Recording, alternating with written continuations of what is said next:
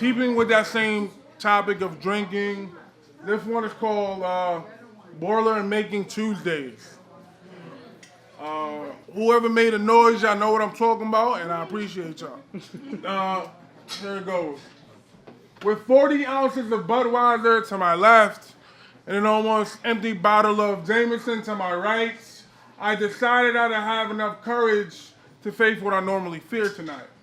A few days prior, a poet friend of mine asked me if I ever get down about not being able to walk around.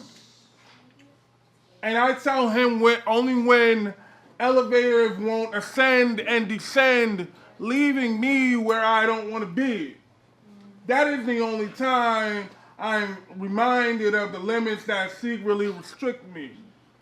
With 40 ounces of Budweiser to my left and an almost empty bottle of Jameson to my right, I decided I'd have enough courage to face what I normally fear tonight. Today, another friend of mine tells me that pessimism is the enemy of romanticism. I do not agree, and while I do not disagree, I cannot disregard the situations that have shaped me. You see, I have seen my hopeful heart beat black and blue, even purple. Pat Benatar said, "Love is a battlefield," and she wasn't lying.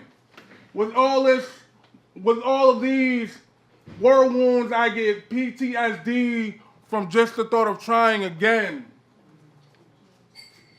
Richie says I'm a poet, but I don't always feel like I am. Don't always feel like I show it.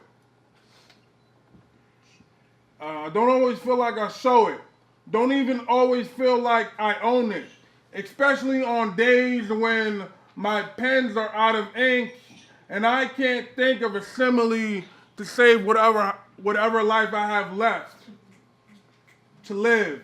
What is a poet without a sizzling stanza to give? Maybe he's just a madman with a drinking problem. With 40 ounces of Budweiser to my left and an almost empty bottle of Jameson to my right, I decided I'd have enough courage to face what I normally fear tonight. Thank you. This one is called Shooting My Shot at an Open Mic. So by show of hands, right? If you are a female over the age of 25, single and a poet, or any type of creative, I need you to raise your goddamn hand. Why are you calling us out though?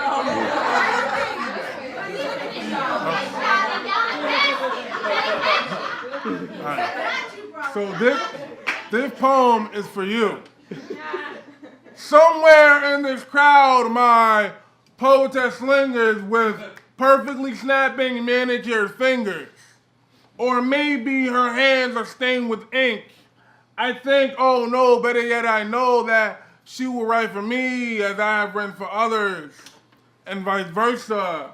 The only difference being we will be able to decipher the hidden meanings that sit securely between stanzas. And we will both appreciate the time it takes to describe something that the eyes cannot convey. Are you here? Are you here? Poetess, you are far, but I need you near. Maybe she isn't here today, and as sad as that would make me, I suppose that that's okay. You see, true love should be accompanied by understanding and compromise anyway. And we all know the MTA is quite unreliable. So it's damn sure possible that she missed her bus or train. Maybe she's relocating from Portland and missed her plane. Or perhaps she went backpacking in Europe and ended up stranded in Spain. But if you are here, my powerful poetess, I need you to please loudly, proudly profess that you are here because I'm just a poet, baby, not a goddamn mind reader.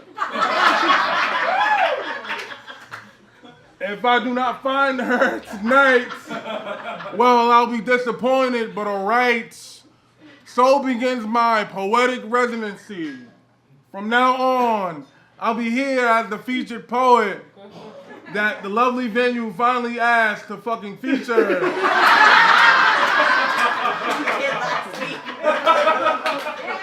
Under these bright lights, in front of that mighty microphone, until it's time for me to take my bleeding heart home. I need my next to be a poetess. And tonight, I'm hoping she is here as a guest. Thank you.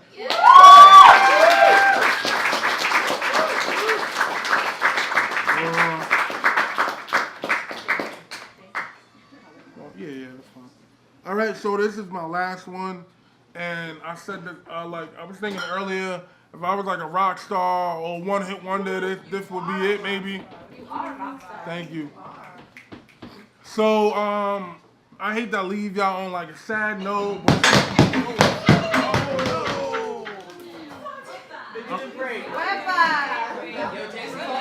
damn, yo.